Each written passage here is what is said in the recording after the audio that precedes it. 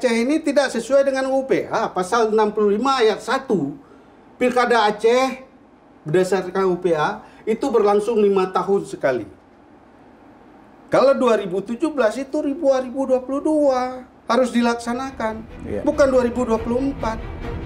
Untuk apa juga UPA itu leg spesialis?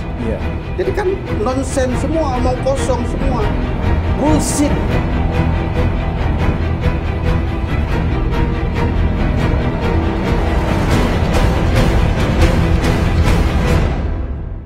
Assalamualaikum warahmatullahi wabarakatuh. Halo pemirsa PTM, apa kabar Anda di hari ini? PTM kembali lagi hadir dan masih dalam suasana panas-panasnya pemilihan atau pilkada kita yang dilaksanakan 27 November 2024. Nah, Anda sendiri bagaimana? Sudah menentukan pilihan nomor berapa? Dan tentunya memang semakin hari semakin mendekati pemilihan atau mendekati pilkada, tentunya juga suasana memang ya bisa dikategorikan panas, atau juga ada sebagian mengatakan bahwa biasa-biasa saja. Ada juga mengatakan bahwa kenapa ya pilkada kali ini dingin. Dan tentunya ada yang mengatakan bahwa pilkada saat ini berjalan dengan damai, tapi ada juga yang mengatakan bahwa pilkada saat ini lumayan panas. Tapi sebenarnya bagaimana tanggapan dari narasumber kita untuk hari ini? Dan kita akan membahas merawat pilkada damai yang cacat hukum. Nah, cacatnya di mana? Hukum apa saja yang dilanggar dalam pelaksanaan pilkada saat ini? Kita bersama narasumber kita ada Bapak Taufik Ar-Rahim SE MSI PhD, dan beliau adalah pengamat politik. Assalamualaikum Pak Taufik. Waalaikumsalam warahmatullahi wabarakatuh. Apa kabar Pak? Alhamdulillah sehat. Sehat Pak ya? Panas atau dingin? Gimana nih Pak pilkada ini Pak? Biasa aja, saya pikir nggak ada yang panas. Cuman yang panas itu yang coba panas-panaskan aja. Yang kedua yang merasa panas itu kan yang terlibat keikutsertaan pilkada saja. Sementara rakyat biasa saja. Karena apa? Nggak ada manfaatnya bagi rakyat. Pilkada ini kan hanya untuk elit saja. Elit apa? Elit Aceh. Termasuk elit Indonesia. Karena Aceh ini masih bagian dari Indonesia. Kalau bahasa politisnya, Aceh ini dijajah oleh Indonesia hari ini. Ada konsep neokolonialisme Indonesia itu sekarang ini juga dilakukan terhadap Aceh. Jadi nggak salah kalau sebagian rakyat atau mungkin Anda termasuk pemirsa mengatakan bahwa ya sudahlah pilkada silakan saja siapa yang menang, nggak ada masalah. Memang nggak ada manfaat bagi rakyat. Ini kan kepentingan elit saja ini. Oke. Secara politis, narasi politis menurut para pakar politik ini momen-momen election ini, momen-momen pemilihan umum ini kan hanya untuk elit saja. Rakyat kembali seperti biasa kan. Sesudah mereka terpilih nggak ada. Memang ada narasi, ada ketegasan bahwa kekuasaan dan kedaulatan tertinggi politik itu dalam demokrasi ada di tangan rakyat atau pada rakyat. Tapi hanya satu hari itu hanya 5 menit kan. Ya. Sesudah itu enggak, rakyat tidak merasakan apa-apa. Tapi kan justru impactnya nggak ada sama sekali bagi rakyat. Justru di tangan pendapatan rakyat juga tetap rendah. Tapi kan di tangan rakyat. Rakyat ini berubah atau tidak kan di tangan rakyat justru Pak. Yes, itu kan hanya manipulasi politik dari elit saja. Oke, dimanfaatkan waktu itu 27 November. Kita juga sudah rasakan yang lalu kan. Pemilihan presiden, pemilihan eksekutif dan legislatif. Hari ini apa rakyat dapat? Nggak ada apa-apa. Malah mereka merampok uang rakyat lagi. Kewajiban rakyat apa? Bayar pajak. Sampai dengan rakyat miskin hari ini bayar pajak. Jadi kalau ada yang katakan, oh jangan dikritik pemerintah. Rakyat yang bayar pajak, pemerintah yang elit-elit pemerintah, pemegang kekuasaan pemerintah yang menikmatinya. Nah sekarang ini ada lagi oligarki. Ini tanggal 1 Januari 2025 pajak naik lagi, PPN naik 12% dari 10%. Apa bukan mencekik rakyat ini, menzalimi rakyat? Nah sementara rakyat nggak boleh bilang apa-apa, nggak boleh kritik. Seluruh fasilitas pejabat publik elit itu adalah dari uang rakyat. Jadi pemirsa nggak boleh apatis Pak. Apatis karena melihat kondisi ini. Tapi kehidupan rakyat tidak berubah. Baik. Pendapatan per kapita rakyat rendah. Aceh ini 2,175 US dollar per kapita per tahun. Berapa kalau kursnya 16.500? Cuma 21 juta per tahun. Katanya uang ada di Aceh, nggak ada. Hanya dikuasai oleh orang-orang tertentu, elit tertentu, kelompok tertentu. Nah, apakah nggak boleh apatis rakyat seperti ini? Karena kehidupan rakyat tidak berubah sama sekali. Kalau janji-janji politik, biasa itu. Rakyat juga hari ini sudah kenyang dengan janji politik. Dan saya juga dengar hari ini ada istilahnya siram gitu kan. Jadi ada pork barrel politik itu sudah berlaku hari ini. Ada daerah tertentu orang-orang masyarakat itu sudah terima uang 1 juta, 1,5 juta per keluarga. Belum lagi ada lagi serangan fajar macam-macam kan. Bantuan PKH dan lain-lain sebagainya. Jadi karena memang proses politik kita ini memang sudah jelek, sudah busuk, sudah buruk demokrasinya. Mulai dari kandidasi politik itu, calon itu harus bayar. Baik pada partai politik, itu bukan rahasia umum lagi, orang sudah tahu semua. Ya. Kalau mau jadi calon, bayar sekian miliar. Walaupun partai politiknya nggak punya kursi, tapi berani dia minta uang. Hanya sekedar calon, karena aturannya membenarkan ada partai politik walaupun dia tidak punya kursi di legislatif, tapi dia boleh mencalonkan calon kandidat yang hari ini sibuk kita dengan pilkada. Ya. Sementara rakyat nggak peduli dengan persoalan ini.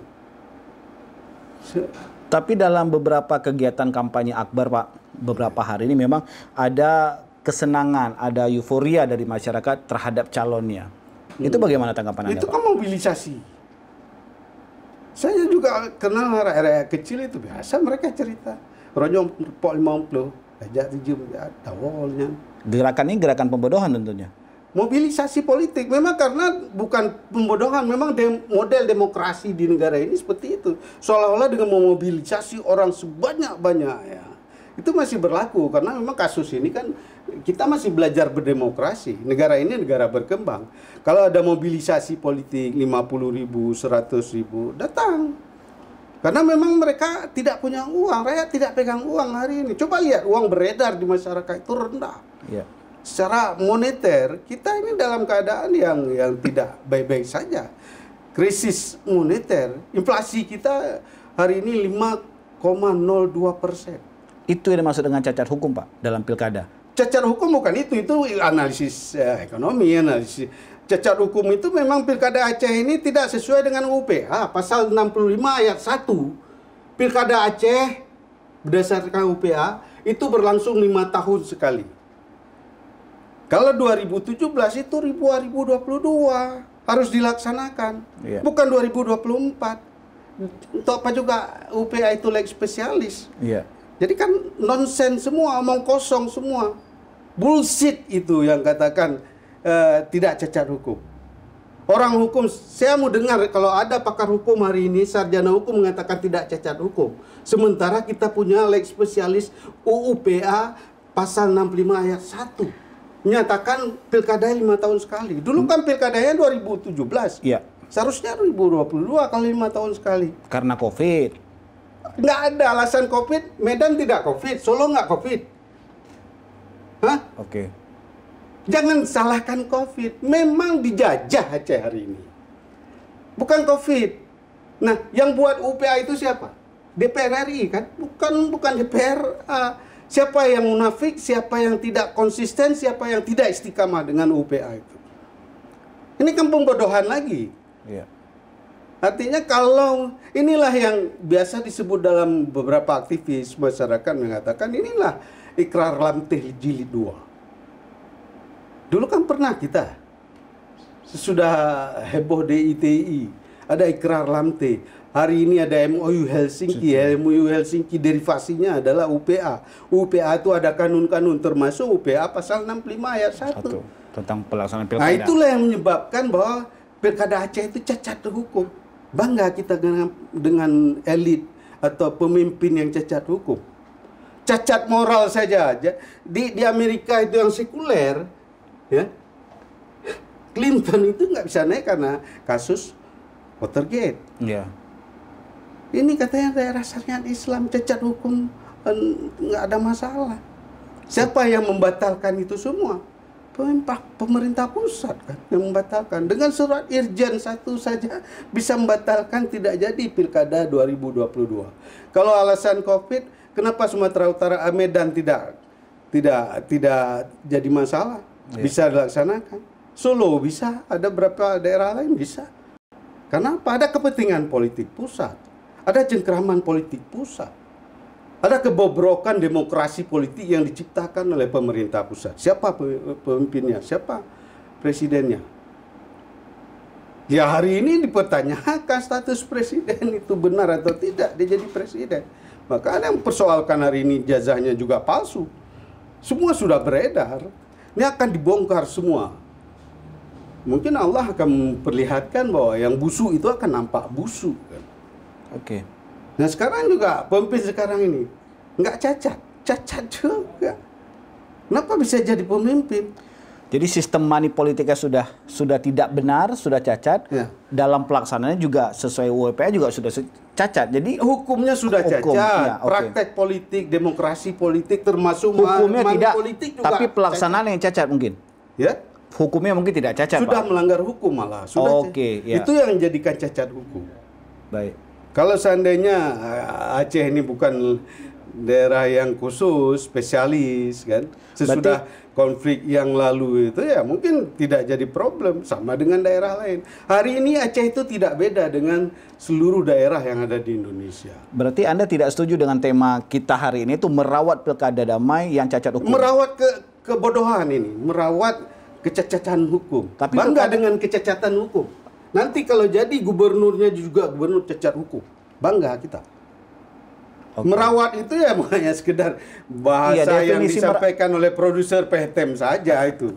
Bahasa merawat kan kita melayani, menolong, mengayomi. Ya, tapi pilkada yang penting pilkada damai kah? Tidak ada kerusuhan, tenang-tenang saja, ekonomi berjalan dengan baik. Aceh selalu diisukan seperti itu. Ada kerusuhan, naik pogok. Anda bisa bayangkan demokrasi di Asia Selatan itu berdarah-darah.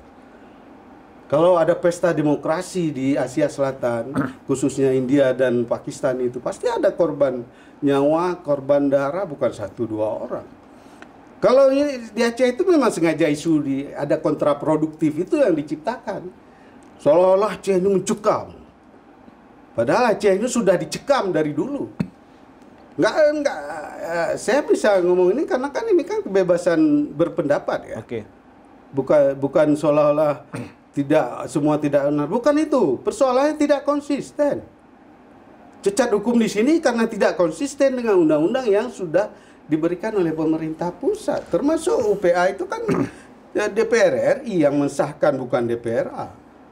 Jadi siapa yang di DPR RI? Termasuk beberapa anggota DPR yang berasal dari Aceh. Oke. Mereka diam saja pada saat dilanggar. Termasuk beberapa elit Aceh, baik elit partai maupun elit politik, elit eksekutif, diam saja. Tidak jadi pilkada 2022. Iya. Kita yang sipil, beberapa orang masyarakat sipil berteriak, laksanakan kalau memang konsisten. Inilah yang menjadi dasar menyatakan bahwa cacat hukum itu karena sudah melanggar hukum. Sudah melanggar UPA. Memang UPA hari ini nggak ada artinya lagi.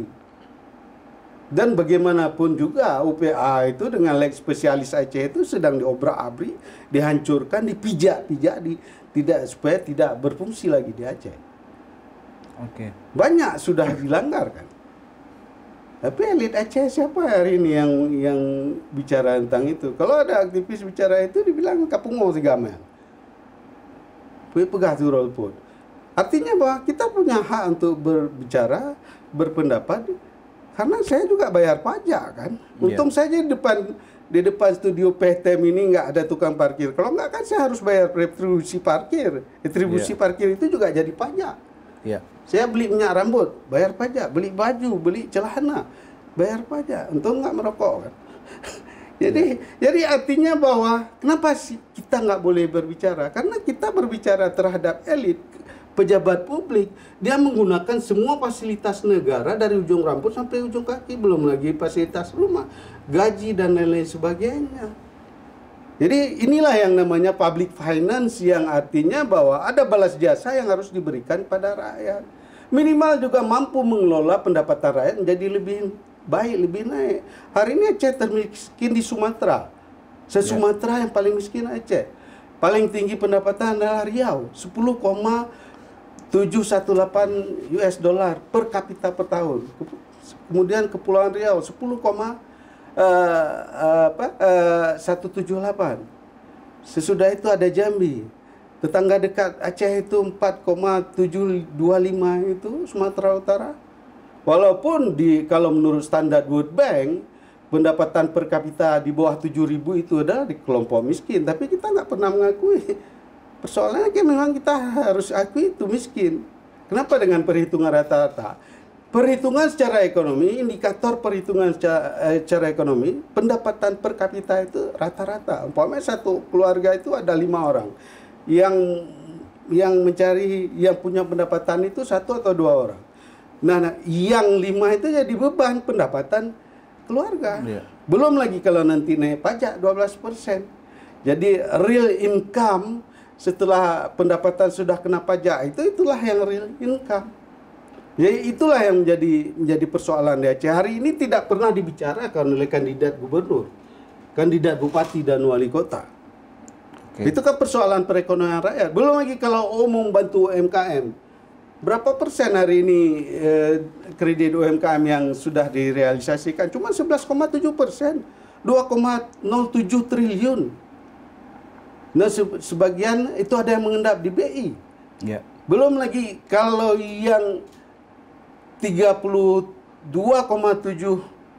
triliun itu yang dikeluarkan oleh kredit oleh bank syariah yang ada di Aceh itu umumnya konsumtif, yang bisa mengkonsumsi pendapatan kredit itu kan hanya pegawai negeri kan, orang yang punya SK. Rakyat tidak dapat. Sektor informal tidak dapat, UMKM tidak dapat, sektor pertanian, peternakan dan lain sebagainya nggak dapat.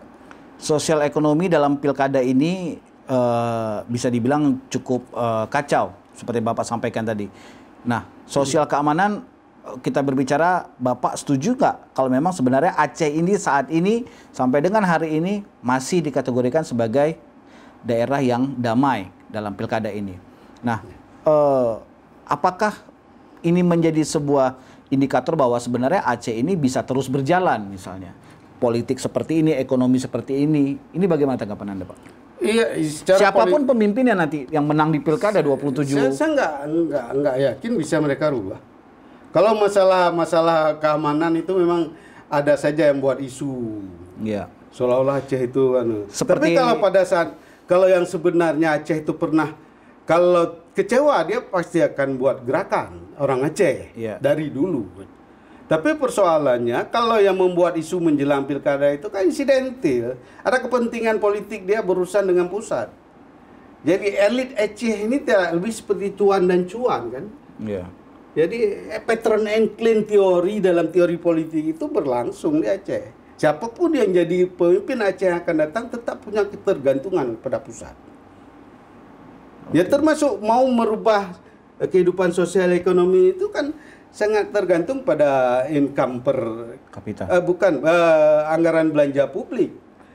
Itu yang diberikan dari pusat. Karena kita masih pakai rupiah kan.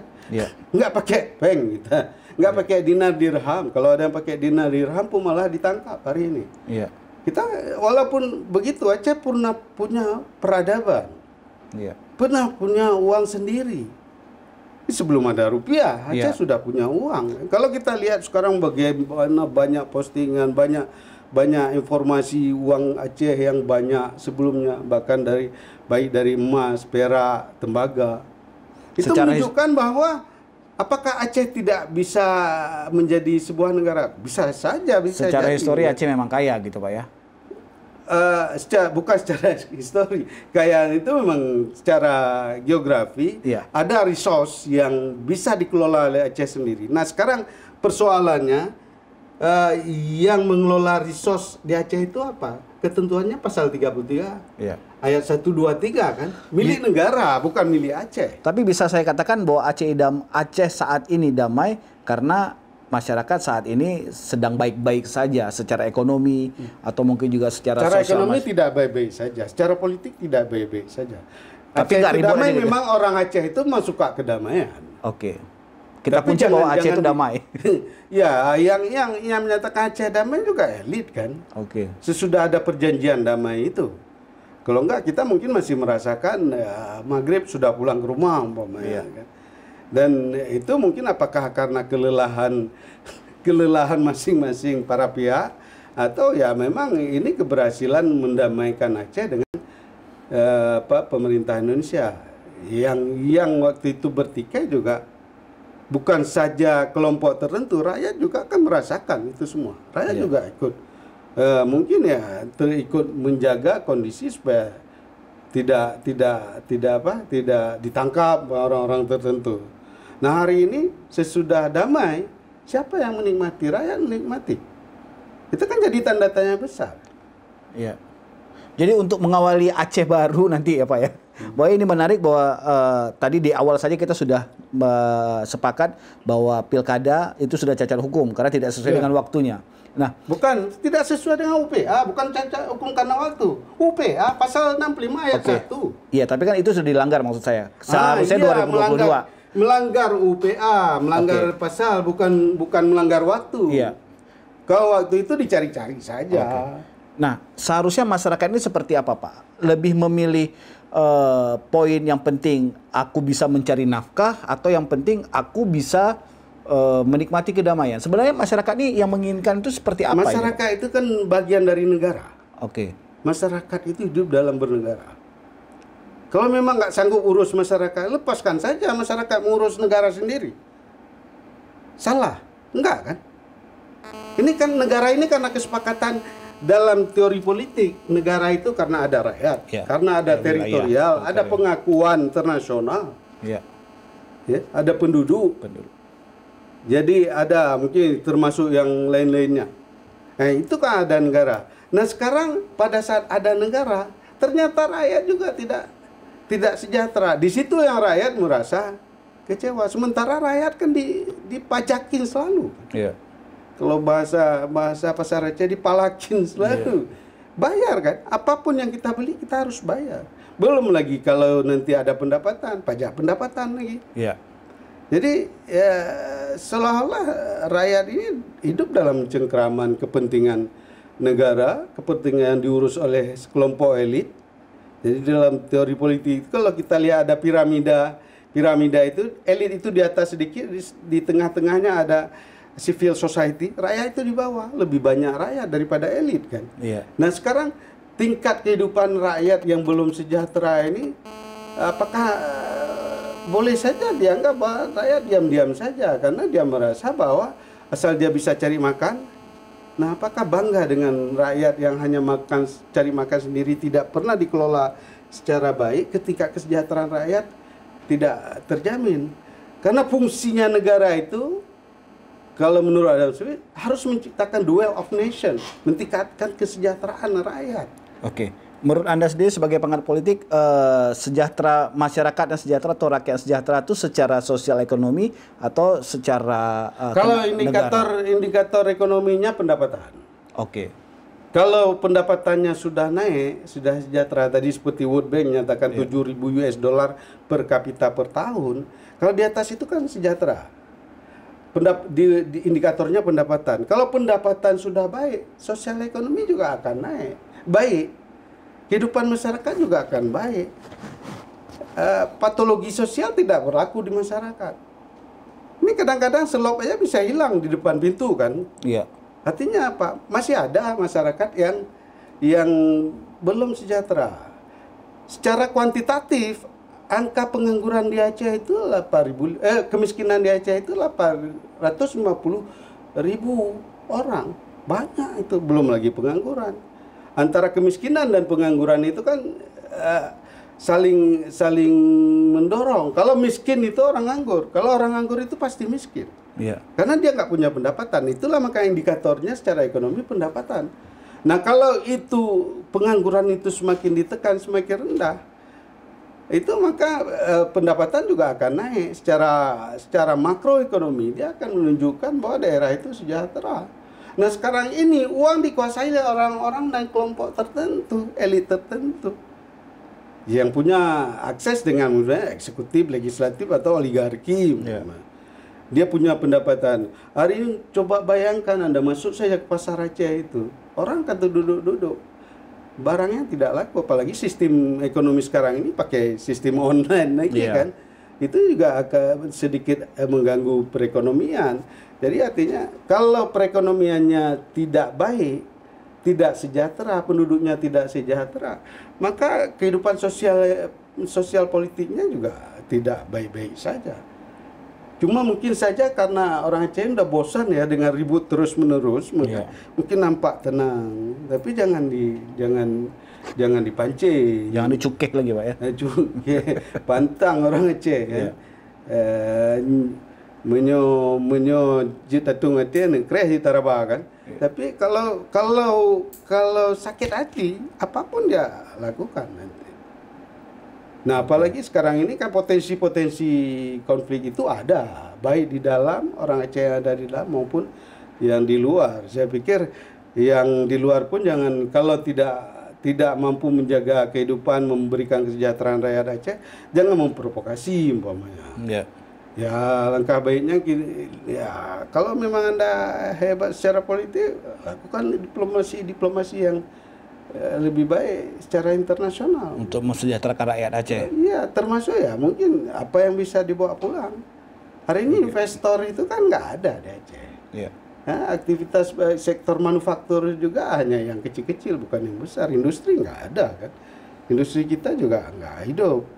Apalagi sekarang ini kalau dibilang resource Aceh nggak produksi dibawa keluar. Jadi nggak tahu saya, mungkin hari ini Aceh apakah diam-diam saja karena terus dibohongi dan dikerjakan, dan apakah hari ini karena kalau sedikit ada kekacauan karena menjelang pilkada nanti ada tindakan hukum yang merasakan efek jerah hukum kan cuma rakyat, elit suka-suka hati dia saja.